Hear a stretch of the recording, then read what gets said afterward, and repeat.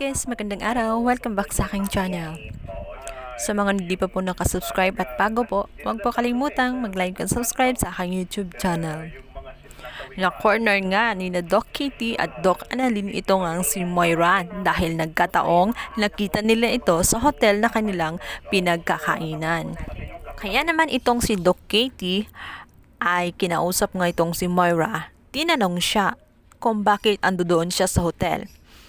At kung okay lang ba daw siya, kung wala ba daw siyang problema, at kung meron man daw, ay pwede rin naman nilang pag-usapan at handa daw siyang makikinig. Subalit naiinis at naiirita nga itong si Moira dahil gustong-gusto na niyang umalis at nagmamadali na siya. Subalit ito nga si Doc Kitty ay harang ng harang sa kanyang dinadaanan. Nakahalata nga itong si Moira at sinabi dito na kung meron man daw siyang sasabihan sa kanyang mga problema ay hindi daw siya, sapagkat alam daw niya ang katotohanan na nga ito nga si Doc Kitty ay hindi kampi sa kanya kundi doon daw sa kabit ni Robert na ito nga ang si Lynette. Maya-maya pa nga ay naiinis na siya at tinutulak na nga itong si Doc Kitty dahil napansin din niya itong si Annalyn dahil biglan nabangga ni Annalyn ang nakasalubong niya. Naman lalo siyang nagpapanik at natataranta dahil alam na niya sa kanyang isip na nagkasundo itong dalawa upang isuplo nga siya doon kay Doc Robert.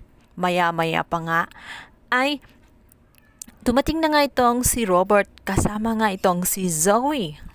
Naman gulat na gulat itong si Moira. Nang pagpindot niya sa elevator ay mukha na nga ni Robert ang tumambad na kasama nga si Zoe.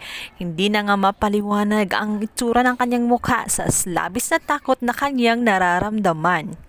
Pupumiglas nga itong si Moira at nais makawala. Subalit, hindi na niya matatakasan nga itong si RJ na galit ngayon sa kanya. Pilit nga itong papaaminin sa kanyang ginawa, subalit si Moira asadyang matigas at hindi talaga aamin sa kasalanan na kanyang ginawa. Kaya naman itong si Robert ay punong-puno na sa kasinungalingan itong si Moira. Nauubos na ang kanyang pasyensya kaya hindi na niya nakontrol ang kanyang sarili. Hinila na nga niya itong si Moira sa may labi, hinawakan sa may panga at sinabi nito na mula ngayon ay pawang katotohanan na ang lalabas sa kanyang bibig.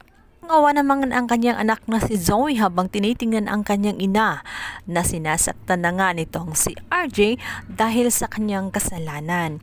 Kahit nagmamakaawa nga itong si Zoe na huwag saktan ang kanyang ina ay hindi nga magagawa yun ni RJ sapagkat malaki ang kanyang kasalanan at napaka-unfair naman ng kanyang hinihinging pabor. Dahil nga sa pilit na itinatanggi ni Moira na wala siyang kasalanan at hindi niya ginawa ang naturang krimen. Napilitan na lang tuloy si RJ na ipakita sa kanya ang files na ipinasa ni Richie sa kanyang cellphone. Natulala nga itong si Moira at hindi na may tsura ang kanyang mukha dahil wala na siyang ligtas at hindi na siya pwedeng magsinungaling dahil ipinakita na sa kanya. Uwang-awa naman itong si Zoe sa kanyang nakita sa kanyang ina. Habang nakatingin ito sa kanya ay wari nagmamakaawa na tulungan siya. Subalit walang magagawa si Zoe sa galit ng kanyang daddy. Dahil ayaw talaga magsalita nitong si Moira nang tanungin nga siya ni RJ kung ano ang katotohanan kung bakit bigla silang nag-away at nagawa niyang itulak nga si RJ sa naturang fire exit. Subalit, bigla namang hinimatay nga itong si Moira at hindi kinaya ang intense ng pagtatalo nila. Batid ni Annalyn na totoong nahimatay ito, kaya wala silang nagawa kundi isugod na lang muna ito sa ospital ng Apex. Samantala, hindi pa rin mapakali nga itong si RJ, batid nitong merong mga tinatagong sekreto si Moira at gagawin nito ang lahat, huwag lang siyang mabisto. Kaya naman sinabi niya na kailangan bantayan ng security itong si Moira baka makatakas na naman ulit. Kinabigla naman yun ni Zoe. Hindi na matatanggap na ang kanyang ina ay parang isang preso na merong nagbabantay. Ngunit sinabi ni RJ na alam niya ang kakayahan ng kanyang ina. Noong nakaraan nga ay bigla na lang siyang tinakasan at muntik pa nga siyang masadsad ng sasakyan. Kaya naman sinabi niya kay Zoe na kung kailangan daw PSG ang magbantay sa kanyang ina ay gagawin niya, huwag nga lang daw maisahan siya ulit at makatakas ulit itong si Moira. Samantala, dahil nga naawa naman itong si Nurse Karen at Nurse Evan, nag-volunteer na lang daw ito, total wala namang tao doon sa ospital. Dahil nga nabalitaan ni Lynette ang nangyari, nag-aalala siya ng gusto sa kanyang anak na si Annalyn. Kaya naman, agad nilang sinugod ito sa ospital ng Apex kasama nga itong si Josa upang kamustahin nga ang lagay nitong si Annalyn. Subalit, isang malungkot na balita ang sumalubong nga sa kanila dahil nga itong si Moira ay nakawala sa ospital ng Apex.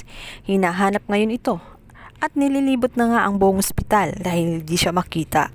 Naglalakad nga sa may labi ng ospital itong si Josa at si Lynette at nagkukwentuhan kung bakit sa dami daw ng mga tao at security na nandoon, kung bakit daw nahayaan na makatakas itong si Moira. Maya-maya pa nga ay may nakasalubong silang isang nagdadala ng garbage. Mapansin nila ng tela may kakaibang gumagalaw doon. Naman malaki ang kanilang duda na nandoon nga itong si Moira. Kaya ang ginawa nila, sila mismo ang nagtulak pabalik.